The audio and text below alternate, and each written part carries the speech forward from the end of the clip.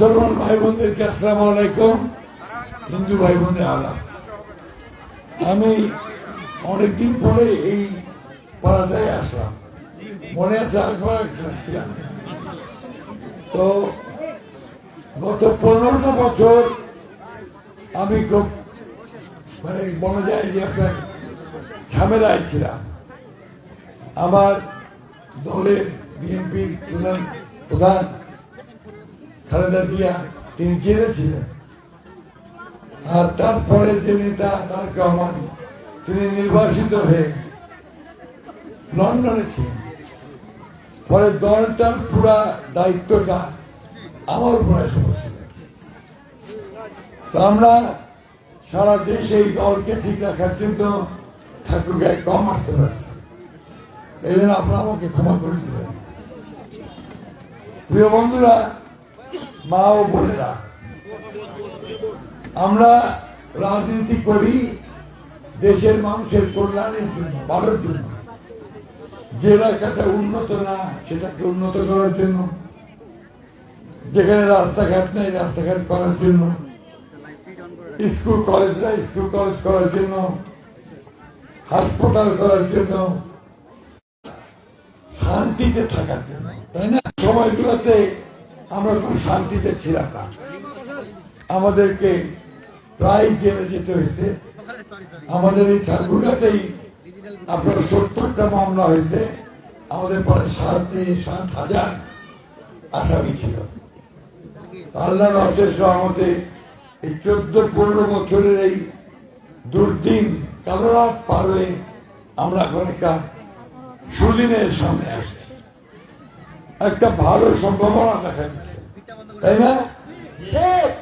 যেমন আপনার ধানের ক্ষেতে ধানটা পাকার আগে যখন সবুজ হয়, পাকতে থাকে, তখনটা কৃষক ভাইদের খুব ভালো হয় না? একটু ভালো ফসল হবে। এবার ওইরকম আমরা এইবার দেশে একটা ভালো নির্বাচন হবে, সবাই ভোট দিতে পারবে, ভোট দিয়ে ভালো মানুষটাকে ভালো দলটাকে নির্বাচন করতে পারবে, এরকম একটা আশা মনের মধ্যে যাচ্ছে, তাই না? আপনারা সবাই কিন্তু চান এবার আমরা ভোট দিব। আর আমাদের যে ছেলেরা মেয়েরা আছে 18 বছর বয়স হয়েছে, ওরা আবার নতুন ভোট দিবে প্রথমবার। এর আগে অনেকে আছে ভোট দিতে পারে নাই, বয়স হয়েছিল কিন্তু ভোট দিতে পারে নাই, ভোটার হয়েছিল ভোট দিতে পারে নাই। ওই আগোটাই তো সব লেগেছে, ভোটটা আগরে হয়ে গেছে, তাই না? এইবার সুযোগ আসছে, আমরা ঠিক মতো ভোটটা দিতে পারবো। এই জন্যই বন্ধুগণ আপনাদের কাছে আমার অনুরোধ, যে আমার তো অনেক বয়স হয়েছে, দীর্ঘকাল আমি আপনাদের সঙ্গে কাজ করেছি। আমার বাবা এই এলাকায় আপনাদের সকলের কাছে পরিচিত, চকা মিয়া। উনি তো 28 বছর আগে মারা গেছেন, চলে গেছেন। তাও এরা লোক চকা মিয়া কথা জানেন, ঠিক না? কেন? যে উনি ভালো কাজ করে গেছেন। আজকে ওনার ছেলে হিসাবে আমিও আপনাদের সামনে এসেছি। আপনারা আমাকে আঙুল দেখায় বলতে পারবেন না যে আপনি খারাপ কাজটা করছেন। করছি এখন বলতো, মন্ত্রীও ছিলাম, কেউ বলতে পারবেন না যে আমি মন্ত্রী থাকাকালীন সময় কারো কাছে এক কাপ চা খেয়েছি, 2টা টাকা নিচ্ছি, কেউ বলতে পারবে?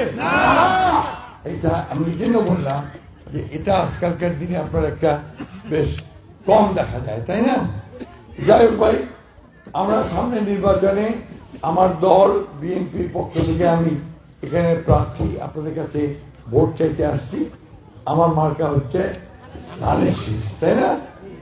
গতকাল রংপুরে আমার তরুণ নেতা তারেক রহমান, শহীদ জিয়া, খালেদা জিয়ার ছেলে, শহীদ জিয়া আল্লাহর কাছে চলে গেছেন, খালেদা জিয়া আল্লাহর কাছে চলে গেছেন, কিন্তু দুইজনের কথাই এই দেশের মানুষ মনে রাখে। খালেদা জিয়ার জানাজা হয়েছে, আপনাদেরকে আমি জানি না, অনেকে গেছেন অনেকে জান নাই। যারা গেছেন তারা দেখছেন, কল্পনা করা যায় না, লক্ষ লক্ষ মানুষ সব রাস্তায় ঘাটে মাঠে, এমনকি দালানের উপরে, রেল লাইনের উপরে দাঁড়ায় গেছে জানাজা পড়ার জন্য। কেন?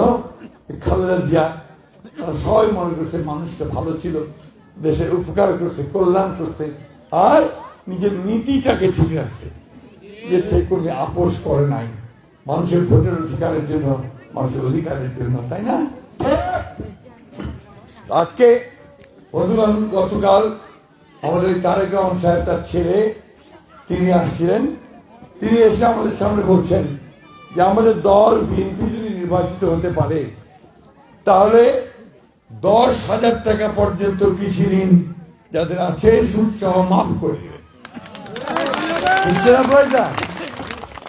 আরেকটা বলছেন, আরো আমার মায়েদের জন্য খুব ভালো খবর একটা, প্রায় সবাই তো এনজিওর কাছে টাকা ধার নেন, তাই না?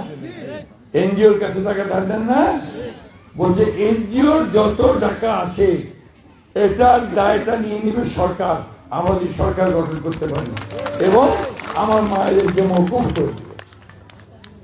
এটা হচ্ছে ডাইরেক্ট। আরেকটা কথা বলছে, ওই কার্ডটা কারো কাছে আছে নাকি রে ভাই? ফ্যামিলি কার্ড, কৃষক কার্ড, কি রাজনীতি করতেছে তো? এইটা good, very good, very good. পড়ে গেল ফ্যামিলি কার্ড, আই গুড। এইরকম একটা কার্ড আমার মায়েদেরকে দেওয়া হবে। এটা হচ্ছে ফ্যামিলি কার্ড। কার্ড দিবে বাড়ির প্রধান মহিলা দিবে। উনি কি সুবিধা পাবেন? উনি ন্যায্য মূল্যে চাল, ডাল, তেল, লবণ, নিত্য প্রয়োজনীয় জিনিস এটা কিনতে পারবেন। আর হাসপাতালে গিয়ে বাচ্চা বা নিজের চিকিৎসার জন্য প্রথম সুবিধাটা পাবেন। আর এই স্কুলে বাচ্চাটা লেখাপড়ার জন্য সবচেয়ে বেশি সুবিধা পাবেন। অর্থাৎ আমার মায়ের হাতে একটা শক্তি আসলো, ফ্যামিলি কার্ড, তাই না? এটা তিনি করবেন বলছেন। আর আমার কৃষক ভাই সবচেয়ে কষ্ট করে, ধান ফলায়, ফসল ফলায়, এগুলো করে দেশ থেকে বাঁচায় রেখে আমাদেরকে খাওয়ায়, তাই না? কিন্তু সবচাইতে বঞ্চিত হয় কৃষক ভাই, দাম পায় না। আলু করির দাম নাই, হিমাগার নেয় না, অনেক বেশি দাম। ধান হলো ওই ধান নাই, তাই না?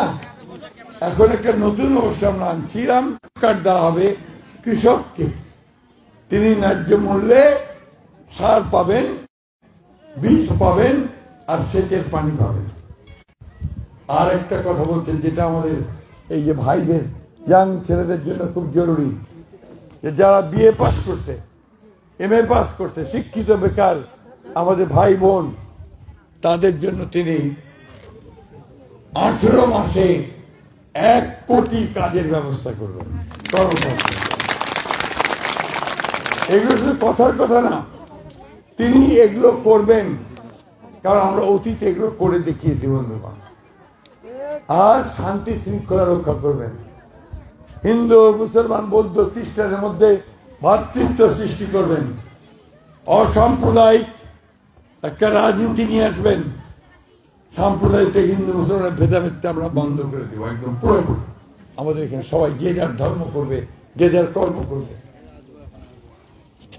ধর্ম যার যার, রাষ্ট্রটা সবার, ঠিক না? এই জন্য আমি সবাইকে বলবো, হিন্দু, মুসলমান, বৌদ্ধ, খ্রিস্টান সকলকে কাছে অনুরোধ জানাবো যে আপনারা এইবার ধানের শীষে ভোট দিয়ে আমাদেরকে কাজ করার সুযোগ দেন, দেশটাকে আমরা উন্নত করবার চেষ্টা করি। বন্ধুগণ, এই গত 15-16 বছরে দেশটা অনেক ক্ষতি হয়েছে। কিছু